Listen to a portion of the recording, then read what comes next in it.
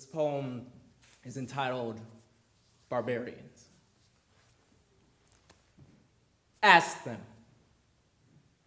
Ask them why, and they'll always say the same thing. Don't. Just don't.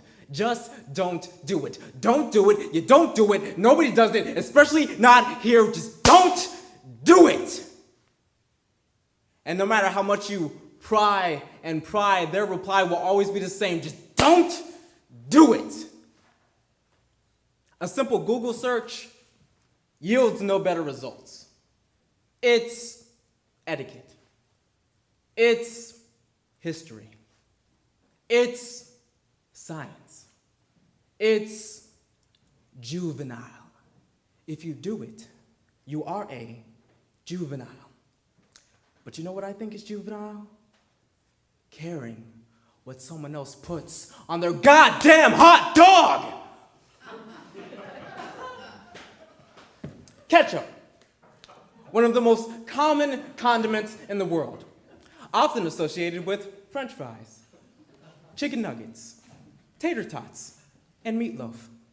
But when it comes to hot dogs, ketchup is the redheaded stepchildren beat the living crap out of. People don't get upset about the fact that animals are trapped side by side in cramped wire cages, tortured by monsters disguised as men, and killed in the most painful and inhumane ways. People don't get upset that a hot dog is literally composed of everything deemed too disgusting to go into steaks, ribs, briskets, and tenderloins. People don't get upset about the fact that regular hot dog consumption has been linked to leukemia, lymphoma, cancer, heart disease, and diabetes. But if I were to squeeze one bottom-heavy red bottle over a bun filled with discarded animal parts, I could burn Chicago to the ground. In the November 21st, 1995 issue of the Chicago Tribune, Mike Royko said, "No, I won't condemn anyone for putting ketchup on a hot dog. This is the land of the free. If someone wants to put ketchup on a hot dog and eat the awful thing, that is their right. It is also their right to put mayo, chocolate syrup, toenail clippings, or cat hair on a hot dog.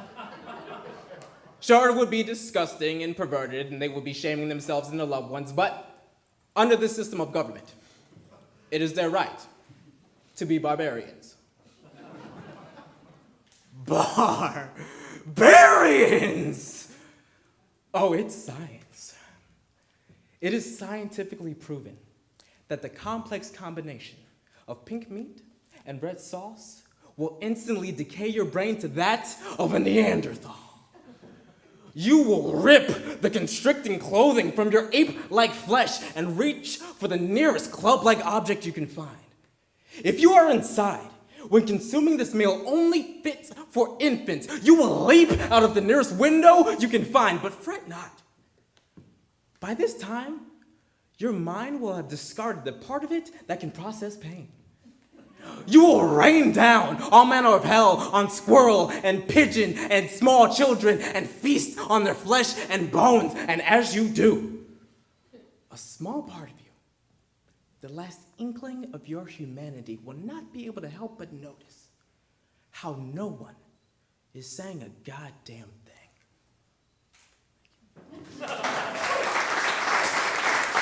The soft earth of temptation, that I might grow into a weeping willow of sin and perversion.